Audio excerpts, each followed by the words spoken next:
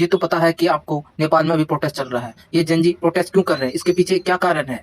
जब से नेपाल में केपी शर्मा का केंद्र में शासन आया है, तब से नेपाल में बहुत सारे घोटाला सामने आए हैं, जिसे पूरे देश को हिलाकर रख दिया गया है। कुछ घोटाले के बारे में मैं बताना चाहता हूँ। भूटानी शरणार्थी घोटाले में लगभग 27,000 करोड़ नेपाली रुपए की ठगी की गई है।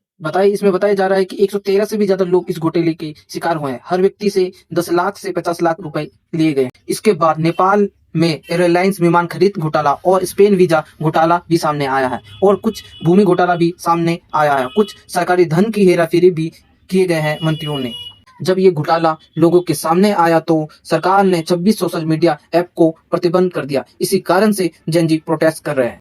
यह नॉर्मल सा प्रोटेस्ट एक चिंगारी का रूप ले लिया गया, क्योंकि नेपाल सरकार ने जेएनजी बच्चों के ऊपर गोली चला दिया है, जिसके कारण से विद्रोह और तेजी से फैल गया। इसमें लगभग 19 या 20 बच्चों की डेथ हो गई। यह आंकड़ा सरकार के हिसाब से कम है। ऐसा तो आपको पता है कि सरकार ऐसे कम ही बताती है। और जो बच्चे संसद के अंदर गए थे, वो बच्चे भी गायब हो गए, जिसके कारण से लोगों को पूरी तरह से विद्रोह में आ गए। आप जानकर हैरान हो जाओगे कि कुछ घंटों के अंदर ही पूरे नेपाल में विद्रोह फैल गया, और पूरे घर को जलाने लगे, मंत्रियों को मारने लगे, और उनके घर को जला दिया गया, और पूर्व पीएम की पत्नी को जिंदा जला दिया गया, और कुछ मंत्रियों को तो जेल भी निकाला गया, और चारों तरफ अफरा तफरी मच गया। नेपाली लोगों की सिर्फ यही मांगी थी कि भ्रष्टाचार खत्म हो जाए, और जितने भी मंत्रियां घोटाला कर रहे हैं उनको जेल में डालो, और भाई भतीजावाद राजनीतिक में खत्म करो। क्योंकि जितने भी मंत्रियों के बच्चे बड़े बड़े कॉलेजों में जा रहे हैं, सारा पैसे नेपाल के होते हैं, और नेपाल पूरी तरह से बेरोजगारी और गरीबी से जूझ रहा है। इसी कारण से सारे लोगों का गुस्सा और भड़क गया। आप जानकर हैरान हो जाओगे कि 30 घंटों के अंदर ही ओली केपी शर्मा की सरकार गिर गई, और सारे मंत्रियों को इस्तीफा देना पड़ा,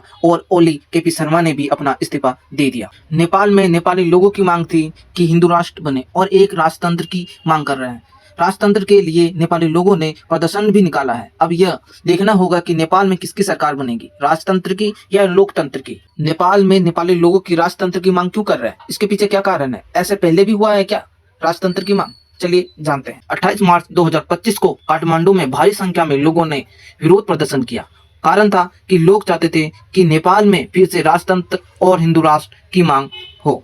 इस प्रदर्शन में बहुत से नारे निकले। उसमें से 2 नारे सबसे ज्यादा प्रसिद्ध था, राजा आओ और देश बचाओ, हिंदू राष्ट्र बनाओ। पहले तो यह घटना शांतिपूर्ण तरीके से हो रहा था। बाद में कुछ समय बाद लेकिन हिंसा तेजी से उठ गया, क्योंकि पुलिस वालों ने लाठीचार्ज किया, और पानी का बौछार और गोलियां चलाई, और कई जगह पर गाड़ियों और इमारतों पर भी आग लगा दी गई। नतीजा यह निकला कि 2 लोगों की मौत, उससे ज्यादा भी हो सकती है, और बहुत सारे लोग घायल हो गए। करीब 100 से भी ज्यादा लोग इसमें गिरफ्तार हो गए। पूरे नेपाल में कर्फ्यू और सेना तैनात हो गए। यह आंदोलन सीधे तौर पर हिंदू राष्ट्र की मांग और पुराना राजतंत्र की मांग कर। ये तो आपको पता है कि जेएनजी ने 8 सितंबर 2025 को नेपाल सरकार के खिलाफ विरोध प्रदर्शन किया। कई जगहों पर हिंसा हुई, सरकारी इमारतें और संसद पर आग लगा दी। अब यह देखना होगा कि लोकतंत्र या राजतंत्र बनेगा।